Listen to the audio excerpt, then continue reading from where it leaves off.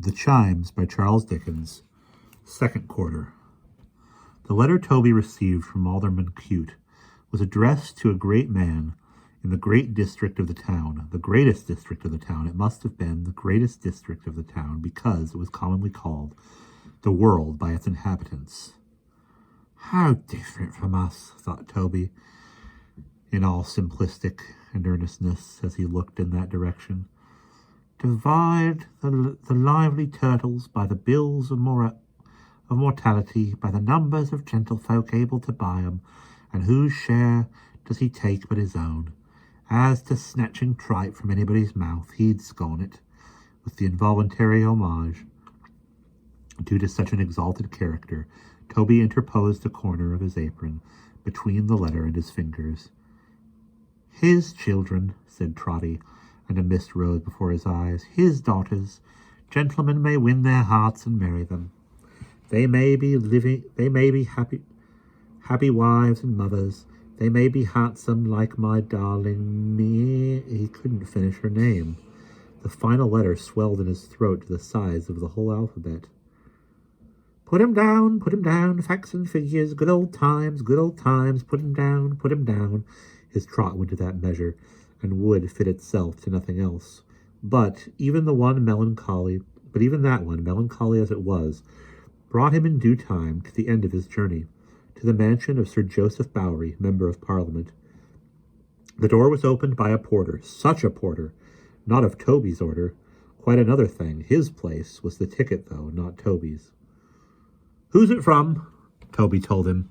You're to take it in yourself, said the porter, pointing to a room at the end of the long passage opening from the hall. Everything goes straight in on this day of the year. You're not a bit too soon, for the carriage is at the door now, and they have only come to town for a couple of hours a purpose. Toby wiped his feet, which were quite dry already, with great care, and took the way pointed out to him, observing as he went that it was an awfully grand house, but hushed and covered up, as if the family were in the country. Knocking at the room door, he was told to enter from within, and doing so found himself in a spacious library, where, at a table strewn with files and papers, were a stately lady in a bonnet, and a not very stately gentleman in black, who wrote from her dictation, while another and an older and a much stabler gentleman, whose hat and cane were on the table, walked up and down with one hand in his breast, looking complacently from one time to the time of his own picture, a very full length, hanging over the fireplace. What is this? Said the last-named gentleman. Mr. Fish, will you have the goodness to attend? Mr. Fish begged pardon, and taking the letter from Toby, handed it with great respect. From Alderman Cute, Sir Joseph. Is that all? Have you nothing else, porter? Inquired Sir Joseph. Toby replied in the negative.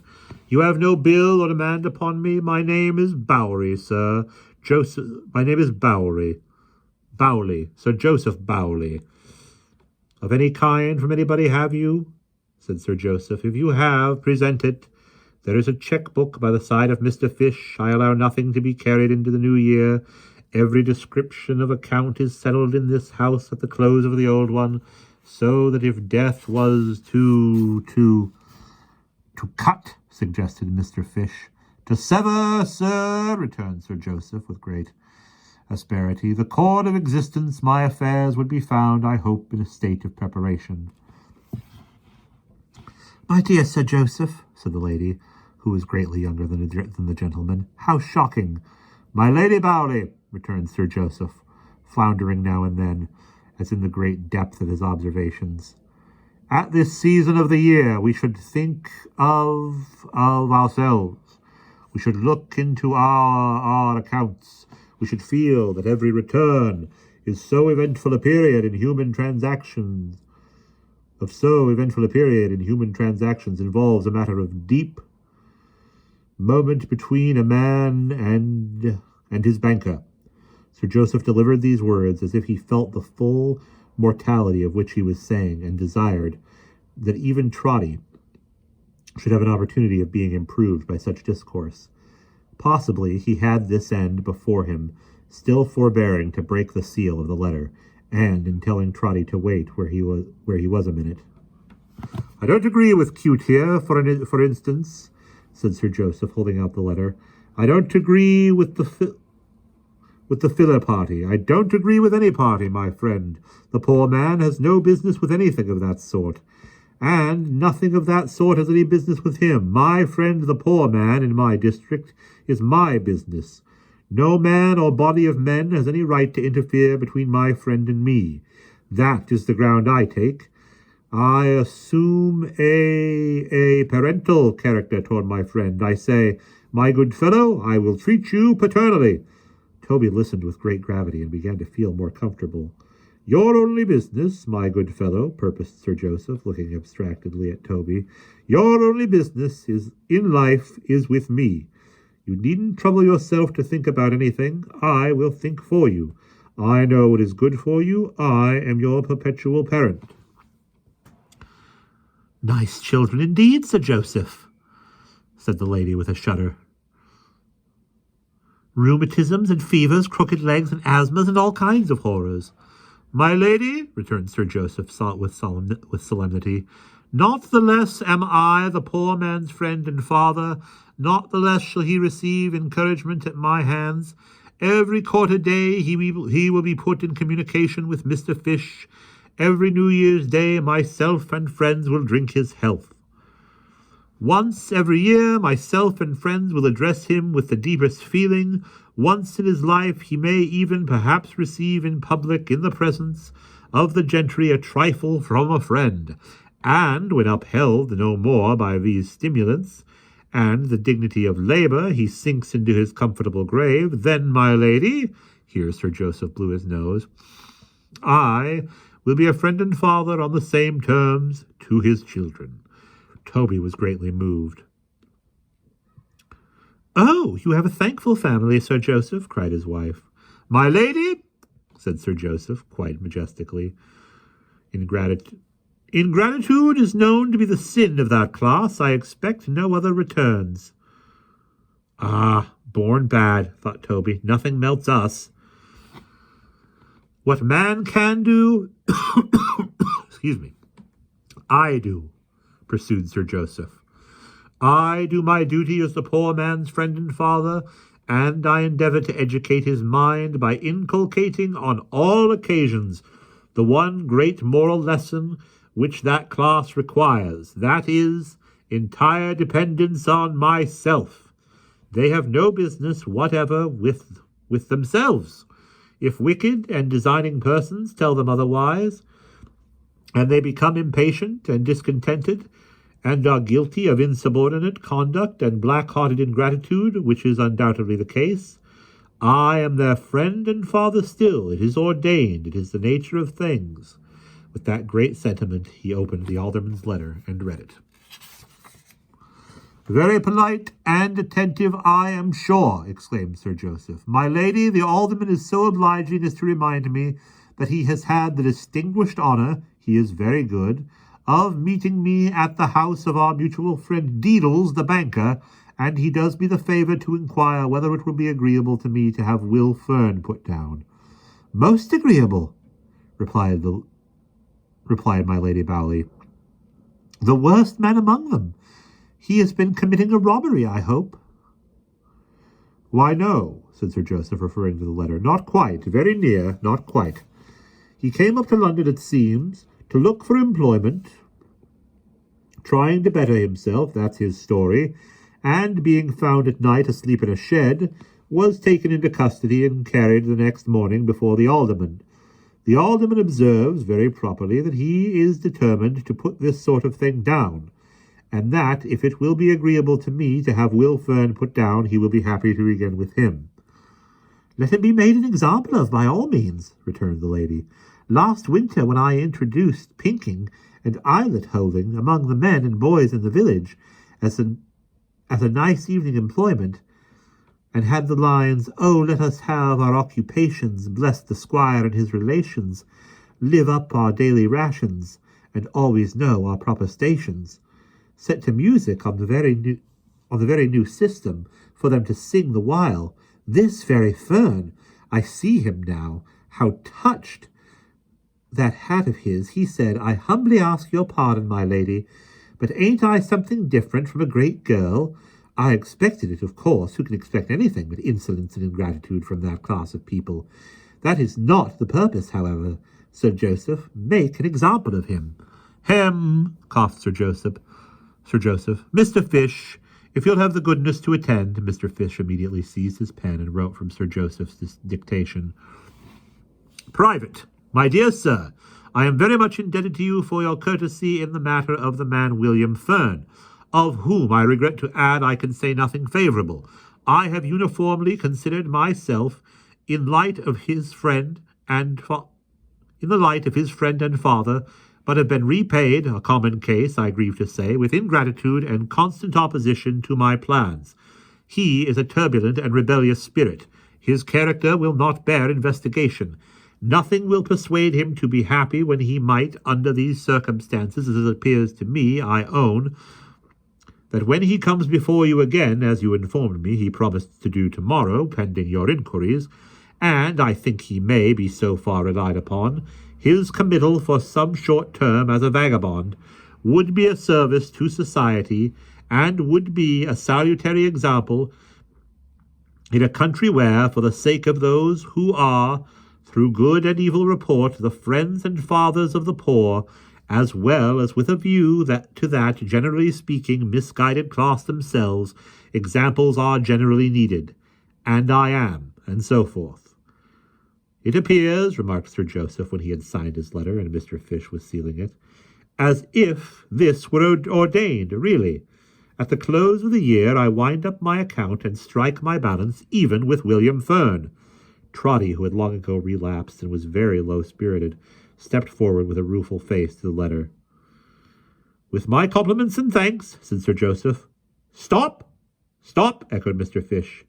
"You have heard, perhaps," said Sir Joseph oracularly, "certain remarks on which I have been led respecting the solemn period of time at which we have arrived, and the duty imposed upon us of settling our affairs and being prepared. You have observed that I don't shelter myself behind my superior standing in society, but that Mr. Fish, that gentleman, has a cheque-book at his elbow, and is in fact here to enable me to turn over a perfectly new leaf, and enter on the epoch before us with a clean account. Now, my friend, can you lay your hand upon your heart and say that you also have made preparation for a new year?" "I'm afraid, sir," stammered Trotty, looking meekly at him, "that I am a little behind hand with the world." "Behind hand with the world?" repeated Sir Joseph Bowley, in a tone of terrible distinctness. "I'm afraid, sir," faltered Trotty, "that there's a matter of 10 or 12 shillings owing to a Mrs. Chickenstalker." "To Mrs. Chickenstalker?" repeated Sir Joseph in the same tone as before. "A shop, sir," exclaimed Toby. "In the general line, also a little money on account of rent. A very little, sir. It oughtn't to be owing, I know, but we have been hard put to it indeed." Sir Joseph looked at his lady, and at Mr. Fish, and at Trotty, one after another, twice all round. Then he made a despondent gesture with both hands at once, as he gave the thing up altogether. "How a man, even among this improvident and impractical race, an old man, a man grown grey, can look a new year in the face with his affairs in this condition, how he can lie down on his bed at night and get up again in the morning, and there," he said, turning his back on Trotty, "take the letter, take the letter." "I heartily wish it otherwise, sir," said Trotty, anxious to excuse himself. "We have been tried very hard," Sir Joseph still repeating, "Take the letter, take the letter," and Mr. Fish not only saying the same thing, but giving additional force to the request by motioning the bearer to the door. He had nothing for it but to make his bow and leave the house, and in the street poor Trotty pulled his worn old hat down on his head to hide the grief he felt at getting no hold on the new year anywhere. Toby discharged himself of his commission therefore, with all possible speed, and set off trotting homeward. But what with his pace, which was at best an awkward one in the street, and what with his hat, which didn't improve it, he trotted against somebody in less than no time, and was sent staggering out into the road. "I beg your pardon, I'm sure," said Trotty, pulling up his hat in great confusion, and between the hat and the torn lining, fixing his head into a kind of beehive. "I hope I haven't hurt you." The man against whom he had run, a sun-browned, sinewy, country-looking man, with grizzled hair and a rough cheek, started at him for a moment, as if he suspected him to be in jest. But, satisfied of his good faith, he answered, "No, friend, you have not hurt me." "Nor the child, I hope," said Trotty. "Nor the child," returned the man. "I thank you kindly." As he said so, he glanced at a little girl he carried in his arms, and, shading her face with the long end of the poor handkerchief he wore about his throat, went slowly by. The tone in which he said, "I thank you kindly," penetrated Trotty's heart. He was so jaded and footsure, and so soiled with travel, and looked about him so forlorn and strange, that it was a comfort to him to be able to thank anyone, no matter for how little. Toby stood gazing after him as he plodded wearily away, with the child's arm clinging round his neck. "You can tell me, perhaps," said the man with a faint smile, "and if you can, I am sure you will, I'd rather ask you than another, where Alderman Cute lives." "Close at hand," replied Toby. "I'll show you his house with pleasure." "I was to have gone to him elsewhere tomorrow," said the man accompanying Toby, "but I am uneasy under suspicion, and want to clear myself and to be free to go and seek my bread. I don't know where, so maybe he'll forgive my going to his house tonight." "It's impossible," cried Toby with a start, "that your name is Fern?" "Eh?" cried the other, turning to him in astonishment. "Fern? Will Fern?" said Trotty. "That's my name," replied the other. "Well, then," cried Toby, seizing him by the arm and looking cautiously round, "for heaven's sakes, don't go to him. Don't go to him. He'll put you down as sure as ever you were born. Here, come up this alley, and I'll tell you what I mean. Don't go to him." His new acquaintance looked as if he thought him mad, but he bore him company nevertheless. When they were shrouded from observation, Trotty told him what he knew, and what character he had received, and all about it. "It's true enough in the main," he said. "Master, I could shift grain from husk here and there, but let it be as 'tis. What odds? I have gone against his plans to my misfortune. I can't help it. I should have to do the like tomorrow. As to character, them gentlefolks will search and pry, and have it as free from spot or speck as afore they'll help us a dry good word. Well, I hope they don't lose good opinion as easy as we do, or their lives is strict indeed, and hardly worth the keeping. For myself, master, I never took with that hand," holding it before him, "what wasn't my own, and never held it back from work, however hard or poorly paid. Whoever can deny it, let him chop it off. But when work won't maintain me like a human creature, when my living is so bad that I am hungry out of doors and in, when I see a whole working life begin that way, go on that way, and end that way without a chance of change, then I say to the gentlefolks, keep away from me, let my cottage be, my doors is dark enough without your darkening 'em more. Don't look for me to come up into the park to help the show when there's a birthday or a fine speech-making, or what not. Act your plays and games without me, and be welcome to 'em and enjoy 'em. We've got to do with one another. I'm best let alone." Seeing that the child in his arms had opened her eyes, and was looking about her in wonder, he checked himself to say a word or two of foolish prattle in her ear, and stand her on the ground beside him. Then, slowly, winding one of her long tresses round and round his rough forefinger like a ring, while she hung about his dusty leg, he said to Trotty, "I'm a cross-grained man by nature, I believe, and easy satisfied. I'm sure. I bear no ill will against none of 'em. I only want to live like one of the Almighty's creatures. I can't, I don't, and so there's a pit dug between me and them that can and do.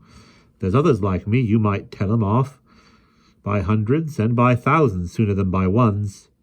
Trotty knew he spoke the truth in this, and shook his head to signify as much. I've got a bad name this way, said Fern, and I'm not likely, I'm afraid, to get a better. 'Tain't lawful to be out of sorts, and I am out of sorts, though God knows I'd sooner bear a cheerful spirit if I could. Well, I don't know as this alderman could hurt me much by sending me to jail, but without a friend to speak a word for me, he might do it. And you see, pointing downward with his finger at the child. She has a beautiful face, said Trotty. Why, yes, replied the other in a low voice, as he gently turned it up with both hands toward his own and looked upon it steadfastly. I've thought so many times. I've thought so when my heart was very cold and cupboard very bare. I thought so t'other night when we were taken like two thieves. But they shouldn't try the little face too often, should they, Lillian? That's hardly fair upon a man. He sunk his voice so low and gazed upon her with an air so stern and strange that Toby, to divert the current of his thoughts, inquired if his wife were living. I never had one, he returned, shaking his head. She's my brother's child, a orphan, 9-year-old, though you'd hardly think it, and she's tired and worn out now. They'd have taken care on her, the Union, 28 mile away from where we live, between four walls, as they took care of my old father when he couldn't work no more, though he didn't trouble 'em long. But I took her instead, and she's lived with me ever since. Her mother had a friend once in London here. We are trying to find her, and to find work, but it's a large place. Never mind, more room for us to walk about in, Lily. Meeting the child's eyes with a smile which melted Toby more than tears, he shook him by the hand. I don't so much as know your name, he said, but I've opened my heart free to you, and I'm thankful to you, with good reason. I'll take your advice and keep clear of this. Justice? Suggested Toby. Ah, he said, if that's the name they give him. This Justice, and tomorrow we'll try whether there's better fortune to be met with somewhere near London. Good night, a happy new year. Stay! Cried Trotty, catching at his hand as he relaxed his grip. Stay! The new year can never be happy to me if we part like this. The new year can never be happy to me if I see the child and you go wandering away. You don't know where, without a shelter for your heads. Come home with me. I'm a poor man living in a poor place, but I can give you lodging for one night and never miss it. Come home with me. Here, I'll take her, cried Trotty, lifting up the child. A pretty one. I'd cut 20 times her weight and never know I've got it. Tell me if I go too quick for you. I'm very fast. I always was. Trotty said this, taking about 6 of his trotting paces in one stride of his fatigued companion, and with his thin legs quivering again beneath the load he bore. Why, she's as light, said Trotty, trotting in his speech as well as in his gait, for he couldn't bear to be thanked and dreaded a moment's pause. As light as a feather, lighter than a peacock's feather, a great deal lighter. Here we are, and here we go. Round this first turning to the right, Uncle Will, and past the pump, and sharp off up the passage to the left, right opposite the public house. Here we are, and here we go. Cross over, Uncle Will, and mind the kidney pieman at the corner. Here we are, and here we go. Down the mews here, Uncle Will, and stop at the black door with T. Vec, ticket porter, wrote upon a board. And here we are, and here we go, and here we are indeed, my precious Meg, surprising you. With which words, Trotty, in a breathless state, set the child down before his daughter, in the middle of the floor. The little visitor looked once at Meg, and doubting nothing in that face, but trusting everything she saw there, ran into her arms. Here we are, and here we go, cried Trotty, running round the room and choking audibly. Here, Uncle Will, here's a fire, you know. Why don't you come to the fire? Oh, here we are, and here we go. Meg, my precious darling, where's the kettle? Here it is, and here it goes, and it'll boil in no time.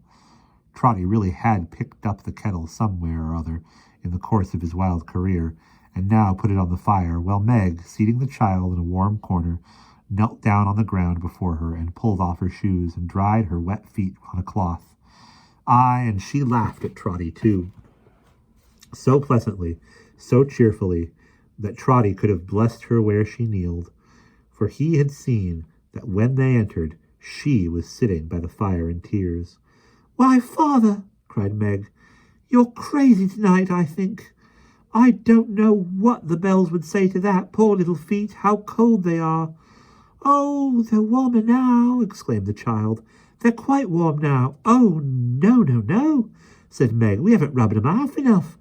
We're so busy, and when they're done we'll brush out the damp hair, and when that's done we'll bring some colour to the poor pale face with fresh water, and when that's done we'll be so gay and brisk and happy."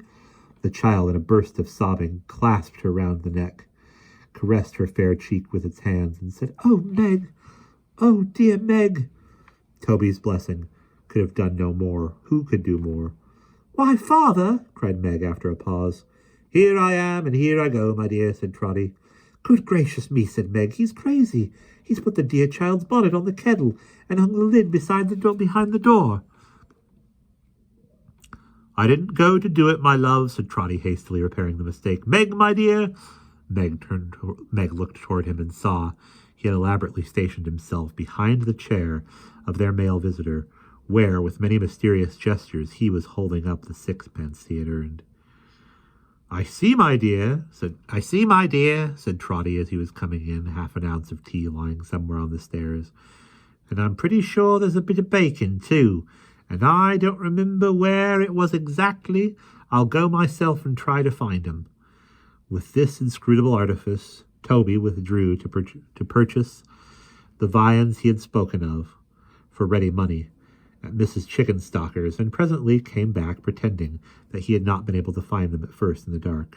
"But here they are at last," said Trotty,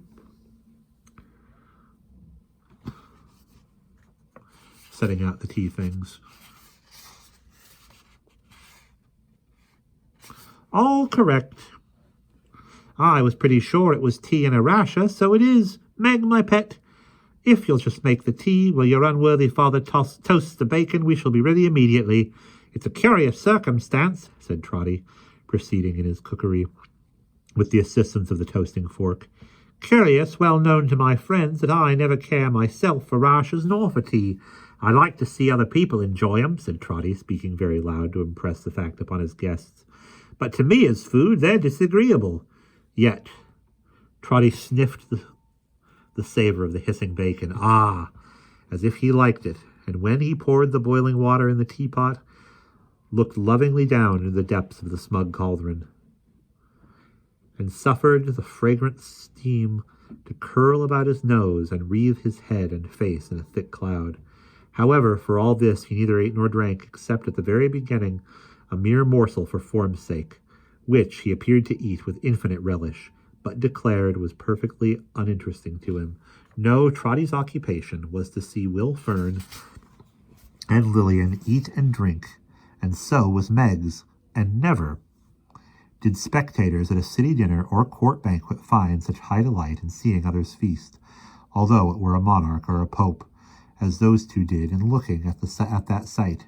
Meg smiled at Trotty, Trotty laughed at Meg, Meg shook her head and made believe to clap her hands, applauding Trotty. Trotty conveyed in dumb show unintelligible narrative of how and when and where he had found these visitors to Meg, and they were happy, very happy. "Although," said Trotty sorrowfully, as he watched Meg's face, "that match is broken off, I see." "Now I'll tell you what," said Trotty after tea, "the little one, she sleeps with Meg, I know." "With good Meg," cried the child, caressing her, "with Meg." "That's right," said Trotty, "and I shouldn't wonder if she kiss Meg's father, won't she? I'm Meg's father." Mightily delighted Trotty was when the child went timidly toward him and, having kissed him, fell back upon Meg again. "She's as sensible as Solomon," said Trotty. "Here we come, and here we—" "No, we don't. I don't mean that. What was I saying, Meg, my precious?" Meg looked toward their guest, who leaned upon her chair, and with his face turned from her, fondled the child's head, half hidden in her lap. "To be sure," said Toby, "to be sure I don't know what I am rambling on about tonight. My wits are wool-gathering, I think. Will Fern, you come along with me. You're tired to death and broken down for want of rest. You come along with me." The man still played with the child's curls, but leaned upon Meg's chair, still turned away his face. He didn't speak, but in his rough, coarse fingers, clenching and expanding in the fair hair of the child, there was an eloquence that said enough. "Yes, yes," said Trotty, answering unconsciously what he saw expressed in his daughter's face. "Take her with you, Meg. Get her to bed. There now, Will. I'll show you where you lie. It's not much of a place, only a loft, but having a loft, I always say, is one of the great conveniences of living in a mews. Until this coach house and stable gets a better let, we live here cheap. There's plenty of sweet hay up there belonging to a neighbour, and it's as clean as hands, and Meg can make it. Cheer up, don't give way. A new heart for a new year always." The hand relished from the child's hair. The hand released from the child's hair had fallen trembling into Trotty's hand. So Trotty, talking without intermission, led him out as tenderly and easily as if he had been a child himself. Returning before Meg, he listened for an instant at the door of her little chamber in adjoining room. The child was murmuring a simple prayer before lying down to sleep, and when she had remembered Meg's name, "Dearly, dearly," so her words ran, Trotty heard her stop and ask for his. It was some short time before the foolish little old fellow could compose himself to mend the fire and draw his chair to warm himself. But when he had done so, and had trimmed the light, he took his newspaper from his pocket and began to read, carelessly at first, and skimming up and down the columns with an earnest and sad attention very soon, for this same dreaded paper redirected Trotty's thoughts into the channel they had taken all that day, and which the day's events had so marked out and shaped. His interest in the two wanderers had set him on another course of thinking, and a happier one for the time. But being alone again, and reading of the crimes and violence of the people, he relapsed into his former train. In this mood he came to an account, and it was not the first he had ever read, of a woman who had laid her desperate hands not only on her own life, but on that of her young child, a crime so terrible and so revolting in his soul, dilated with the love of Meg, and so revolting to his soul, dilated with the love of Meg, that he let the journal drop and fell back in his chair appalled. "Unnatural and cruel," Toby cried. "Unnatural and cruel. None but people who were bad at heart, born bad, and who had no business on the earth, who could do such deeds. Well, it's true, I've heard today, too just, too full of proof, we're bad." The chimes took up the words so suddenly, burst out so loud and clear and sonorous that the bells seemed to strike him in his chair. And what was that they said? Toby Veck, waiting for you, Toby Veck, waiting for you, Toby, come and see us, come and see us.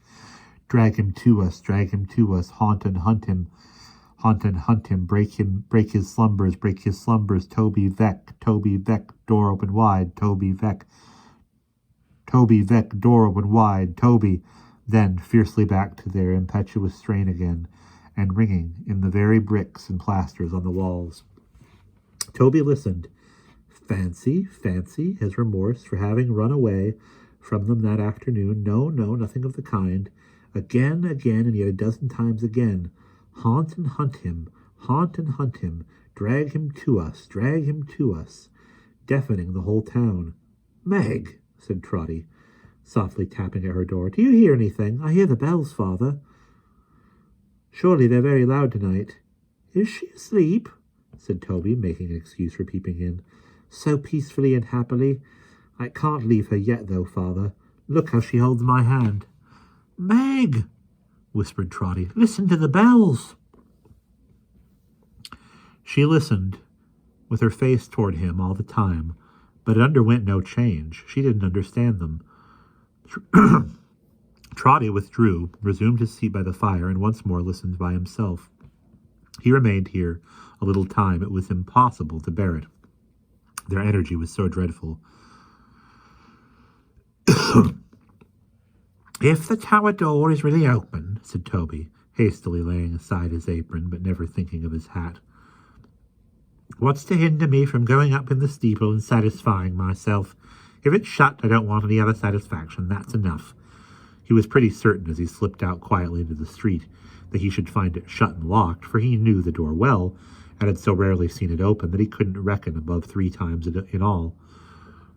It was a low arched portal outside the church, in a dark nook behind a column, and it had such great iron hinges and such a monstrous lock that there was more hinge and lock than door. But what was his astonishment when, coming bareheaded to the church and putting his hand into this dark nook, with a certain misgiving that he might be unexpectedly seized from a shivering propensity to draw it back again, he found the door, which opened out where it actually stood ajar. He thought, on the first surprise, of going back, or of getting a light, or a companion, but his courage aided him immediately, and he determined to ascend alone. "What have I to fear?" said Trotty. "It's a church. Besides, the ringers may be there and have forgotten to shut the door." So he went in, feeling his way as he went, like a blind man, for it was very dark and very quiet, and the chimes were silent. The dust from the street had blown into the recess, and lying there, heaped up, made it so soft and velvet-like to the foot that there was something startling even in that. The narrow stair was so close to the door, too, that he stumbled on the very first, and, shutting the door upon himself by striking it with his foot and causing it to rebound back heavily, he couldn't open it again. Trotty groped his way and went up, up, and round, and up, higher, higher up, still up, round, and up, higher, higher up.